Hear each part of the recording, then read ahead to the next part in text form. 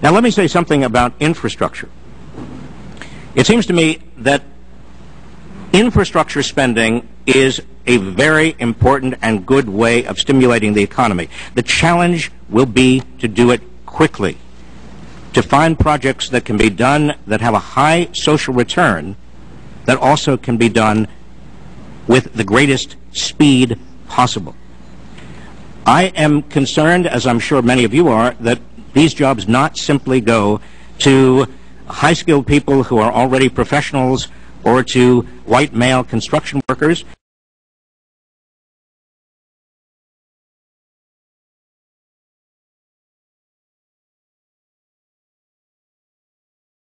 I have nothing against white male construction workers. I'm just saying that there are a lot of other people who have needs as well.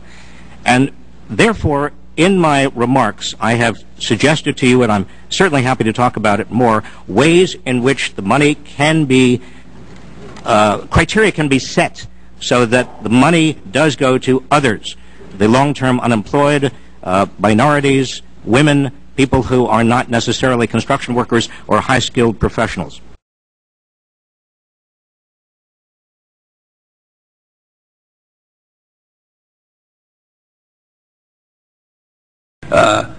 First of all, there's no question we should give as much help to the states as we can. We have vehicles to do that.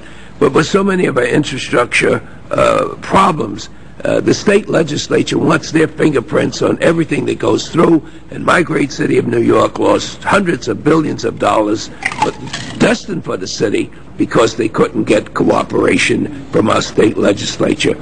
So we're going to have to find some way to establish formulas to expedite this, where governors are going to be forced to find some formula to find out how can we get the money where the hemorrhages are. And whether Harlem is going to compete with it, Newark, is not nearly as important if at the end of the day we know where the joblessness are, where the fears are, and that we can get the federal formulas to target the relief to these communities once they meet that criteria. Remove the discretion, identify the need through numbers, and get help there as swiftly as possible.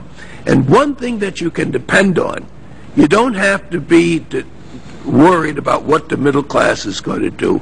Things are so bad. They have to put food on their tables, get clothes for their kids, get them in school.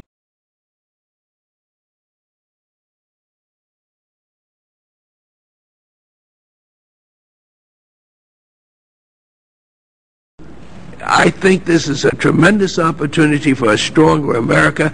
I'm glad so much that you agree in theory. But I'm asking Dr. Reich, don't you think mechanically we can get rid of some of the fears that you express by mandating the criteria and the formulas? Andy was right. Mr. Chairman, absolutely. I think the formulas and criteria ought to be mandated. Governors should be given a choice of either signing on the bottom line or not. They should be held accountable. They should not be held up in state legislatures.